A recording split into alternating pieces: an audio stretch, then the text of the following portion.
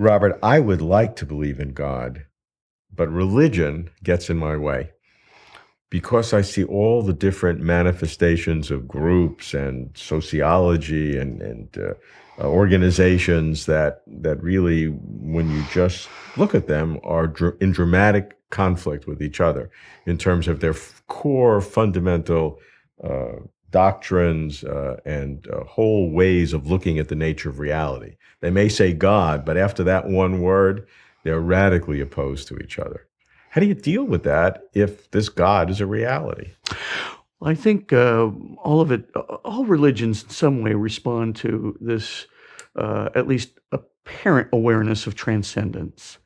And Okay, I even a agree. I give you that. I okay, give you that. a super transcendent being. But then, of course, when you get to that point, and maybe perhaps you get beyond, metaphysical necessities for the unicity or oneness of a super transcendent being or something of that nature, Well, things that already it starts. Yeah, absolutely, different absolutely. groups, Yeah, Buddhists, Hindus might that's right. disagree with There's that. no question. But I think there Some are. transcendent reality, yes, but that's it. After you have your transcendent reality, everything else there's disagreement. I do think also there are intonations of agreements along the lines of, say, the justice of God. Yes, it's true that in polytheistic religions there very much was a certain kind of capriciousness, but I'd say in mainstream religions today, it does tend to be a sense of God being just, that God is also good. I think that there is a sense of that. I also think there are intimations that God could be loving in most religions, although not necessarily unconditional love.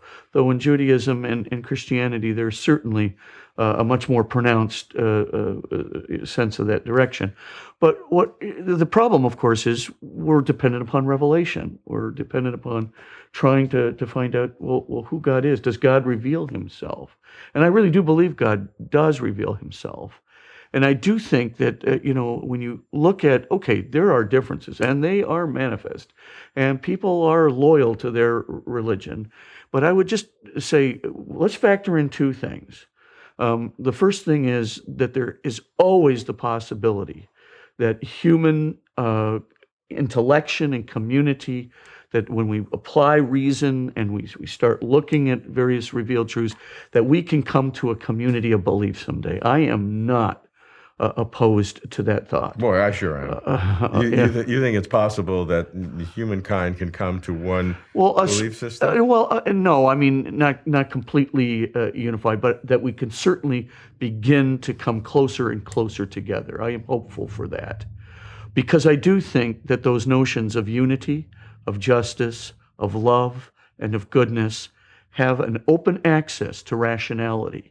And I do believe, I mean, I have worked a long time in classes where I've had Muslims, I've had Jews, I've had Hindus, and of course, people actually, they do relate to those notions Okay. very, very deeply. The second thing that I think is, we're always caught up in what might be called an anthropological distinction between individualistic cultures and dyadic cultures, cultures that have a very strong authority source.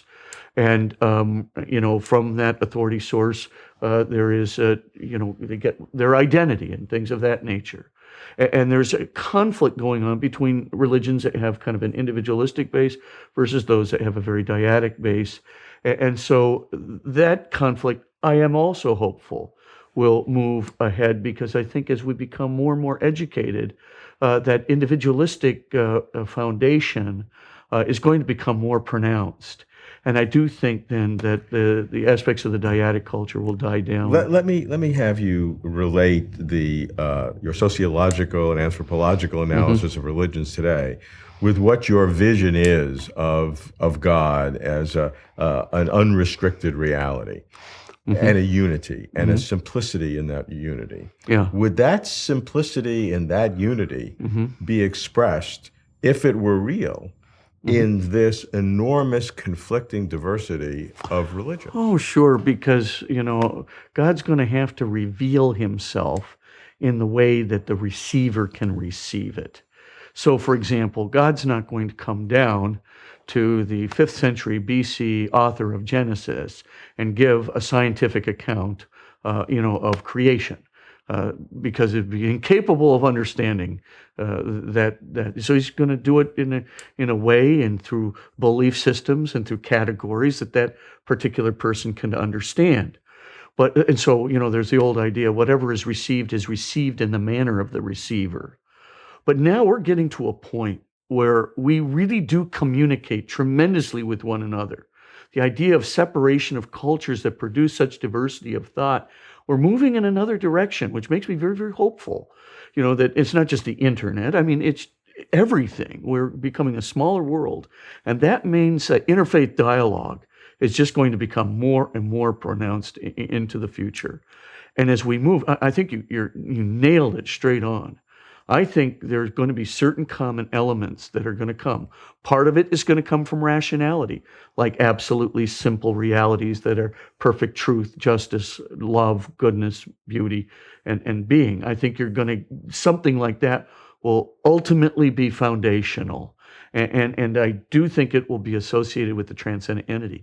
And then from that point of view, can we begin to develop a community of dialogue? Even though we have very different revelations, I do think we can, so that I really do believe that all the good things that religion brings, the good things about not only human transcendence, but also the encouragement to live a good moral and upstanding and ethical life, and even the idea of justice, which seems, in my view, to pervade much religion, and even the idea of love, which I do think pervades religion, that this can be encouraged in its most transcendent and even with the ultimate dignity and destiny of human beings being defined. And for this reason, I am hopeful, and I do think tremendous diversity can, in our age, become a tremendous unity as well.